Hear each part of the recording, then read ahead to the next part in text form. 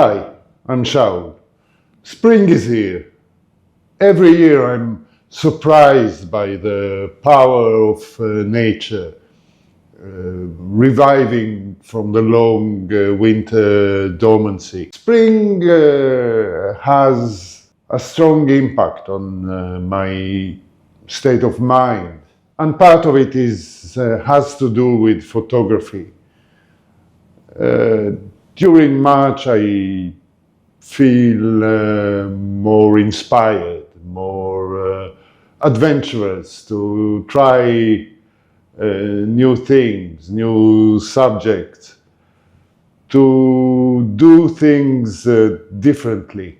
I thought it might be a good time to discuss inspiration and creativity and the connection between the feeling we have and the photographs we produce. It is suggested that if you want to be inspired to take photographs, you should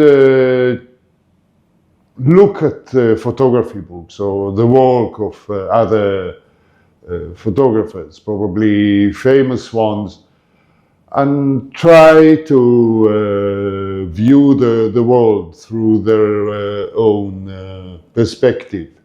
However, personally, when I try to do that, I always feel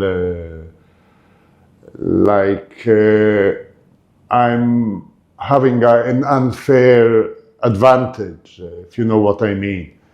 Like, it's not a gentleman-like thing to do. Try to copy the work of others. To me, originality and the emotional process that culminates in the photograph is the key to good photography, to creativity. Of course, I photograph only for my own sake. I don't have to impress anyone. I don't have to sell my work. So perhaps I enjoy a little bit more freedom to do what I like. I find that I am inspired by the daily experience. It doesn't have to be a particular special experience. It can be a smell in the air. It can be a piece of music or a song I heard that set me in a certain emotional state. It charges me, it gives me some energy that I find easy to translate into my photography. For example, after I listen to Rammstein, a German band that does some heavier rock music, I feel completely different from what I feel after listening to, for instance, Tchaikovsky's violin concerto, which is a beautiful piece of classical music. You should really search it and listen to it intently to understand what I mean. The sense of vision is highly processed in our brains. It is mediated, it is almost indirect, as opposed to the senses of smell or sound that are directly wired into our emotions. Of course, each of us have our own poison. So assuming you know your poison, you should find a way to be inspired, to be emotionally charged in order to feel more creative and to create work or art that suits that energy. On the weekend, I was asked to take photos at a party. It was a spring party, a costume party. Everyone was full of life and goodwill, energetic and joyful. And I found it very easy to take those photos. I worked in my own way, carrying two cameras, one with a 24mm and one with a 35, shooting from a close distance. This is how I like photographing. I like to look from the inside out, to be close to my subject, physically and also emotionally. The venue of the party had two different halls. One of them was lit by a very faint tungsten lighting.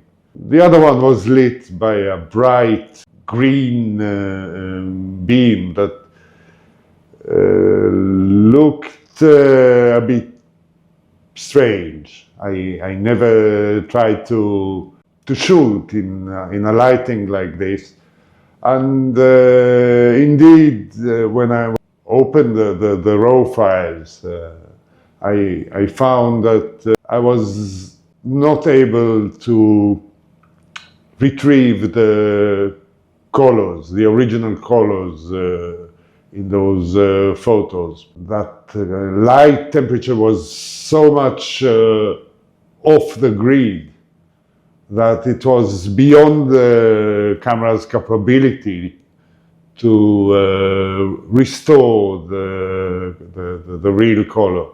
In retrospect, I should have used a flash. And to be honest, I had one with me, but I left it in the bag because using a flash the way I like to use it, holding the camera in one hand and the flash overhead in the other hand, is cumbersome, and it takes too much attention. So I decided I would take the risk and try to shoot in the available conditions. I decided to convert all those photos into monochrome. Surprisingly, despite the subject being a costume party that is very colorful, the black and white images are fine, to my eyes at least. They look completely different. They have this snapshot aesthetic from maybe 50, 60 years ago, when color film was not available to everyone. Those photos look flawed. The compositions are a little bit awkward. The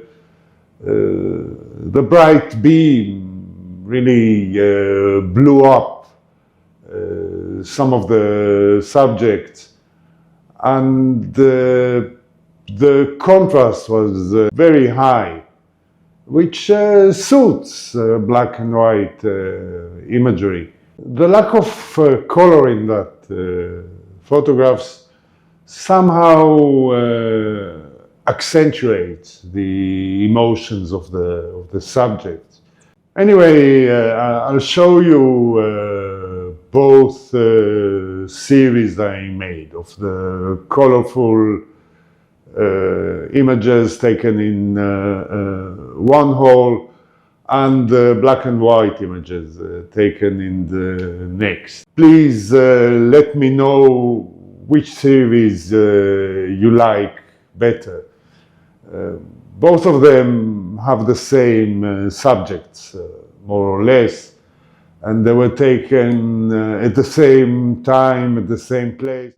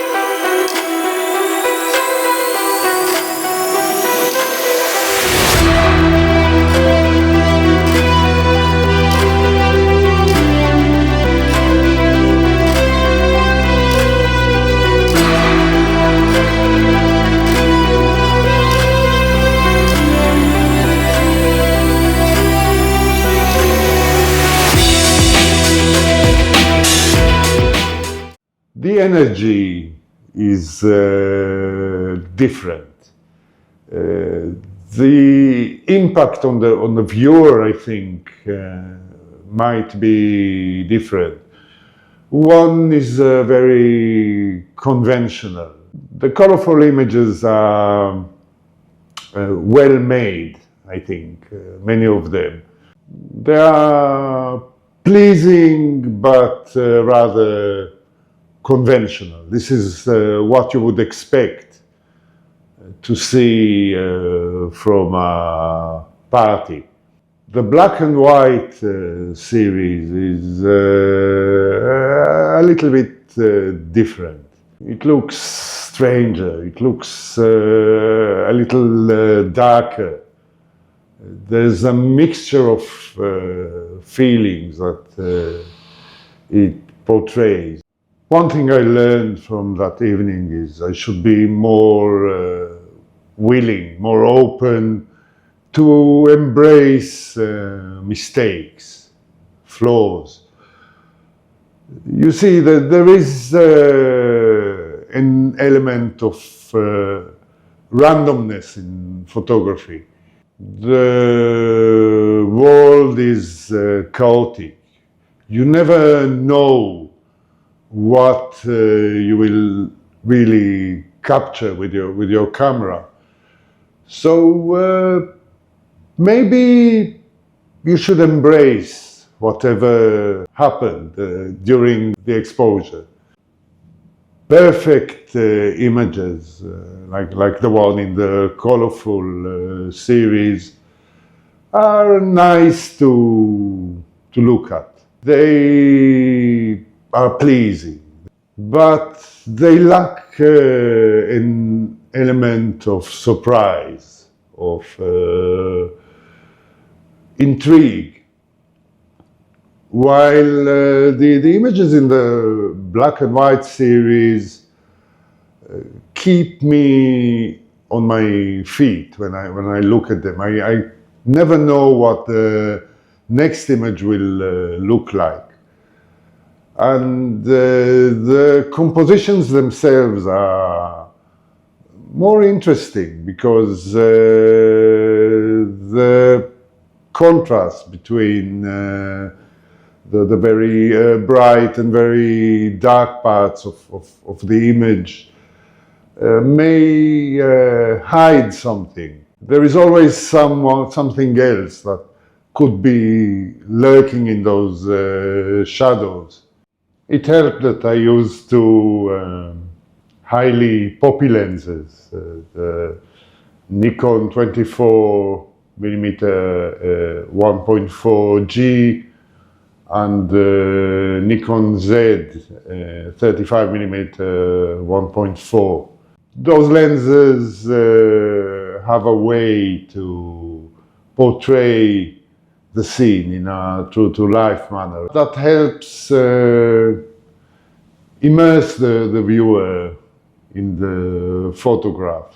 Had I used my Sigma lenses, the results would not be the same. I'm sure of that. Poppy lenses are a little bit unpredictable. You never know when a face or a hand or some object would suddenly decide to pop out of the frame and add an extra dimension to the image. It makes the shooting experience more exciting because it's a little bit like in the film days when you had to wait a couple of days or a couple of weeks to see the results. You didn't have this immediate feedback of what you have shot. Even with a mirrorless camera that actually gives you a preview of the final results before you even expose, there are always some surprises potentially produced by these nice lenses. This video turned out to be all over the place. I apologize for that. The next one, I'm sure, will be more structured, more contemplated. Anyway, take care, enjoy spring, get inspired, and go out and shoot the world while embracing your mistakes, embracing the chaos, the unexpected things. And if you feel like it, you can always buy me a coffee in the link below. Thank you for watching. See you again soon.